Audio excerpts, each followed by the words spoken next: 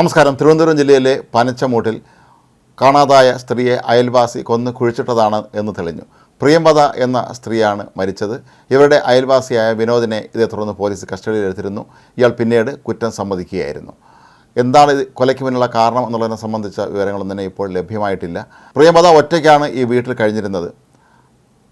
തൊട്ടയൽ വീട്ടിൽ താമസിക്കുന്ന ആളാണ് വിനോദ്. വിനോദിൻ്റെ വീട്ടിലെ ഒരു കുട്ടിയുടെ മൊഴിയാണ് പെട്ടെന്ന് തന്നെ പോലീസിന് ഇയാളിലേക്ക് സംശയം എത്തുന്നതിന് കാരണമായതായിട്ടാണ് പറയപ്പെടുന്നത്. ഈ മാസം 12-ാം തീയതി മുതലാണ് ഈ പ്രിയംവദയെ കാണാതായിരുന്നത്. ഇവർക്ക് 2 പെൺമക്കളാണ് ഉള്ളത്.